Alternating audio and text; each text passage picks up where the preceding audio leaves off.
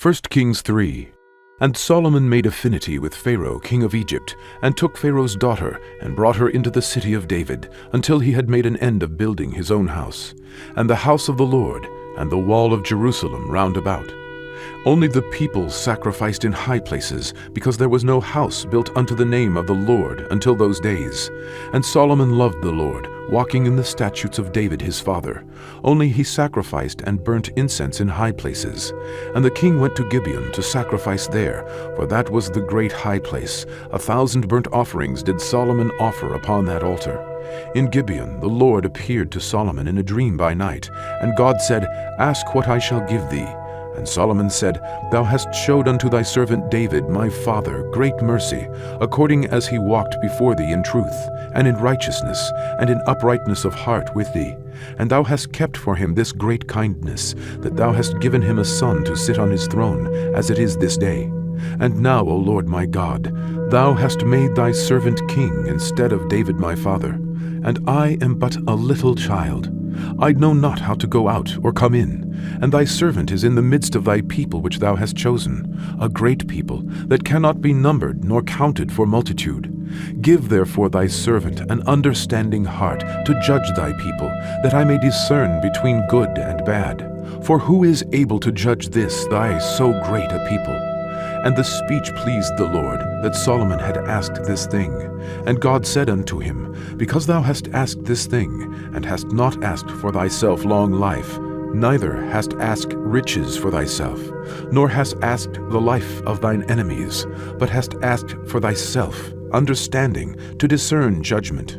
Behold, I have done according to thy words. Lo, I have given thee a wise and an understanding heart, so that there was none like thee before thee, neither after thee shall any rise like unto thee.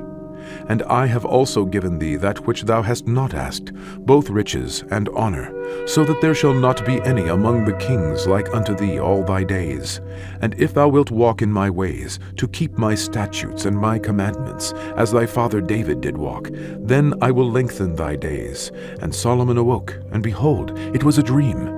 And he came to Jerusalem, and stood before the ark of the covenant of the Lord, and offered up burnt offerings, and offered peace offerings, and made a feast to all his servants. Then came there 2 women that were harlots unto the king, and stood before him. And the one woman said, O my lord, I and this woman dwell in one house, and I was delivered of a child with her in the house. And it came to pass the 3rd day after that I was delivered, that this woman was delivered also, and we were together.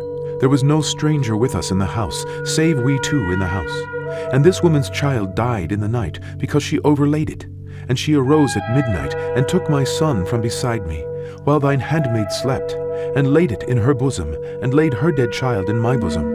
And when I arose in the morning to give my child suck, behold, it was dead. But when I had considered it in the morning, behold, it was not my son which I did bear. And the other woman said, Nay, but the living son is my son, and the dead is thy son. And this said, No, but the dead is thy son, and the living is my son. Thus they spake before the king. Then said the king, The one saith, This is my son that liveth, and thy son is the dead. And the other saith, Nay, but thy son is the dead, and my son is the living. And the king said, Bring me a sword. And they brought a sword before the king. And the king said, Divide the living child in 2, and give half to the one, and half to the other. Then spake the woman whom the living child was unto the king, for her bowels yearned upon her son. And she said, O my lord, give her the living child, and in no wise slay it. But the other said, Let it be neither mine nor thine, but divide it. Then the king answered and said, Give her the living child, and in no wise slay it. She is the mother thereof. And all Israel heard of the judgment which the king had judged. And they feared the king, for they saw that the wisdom of God was in him, to do judgment.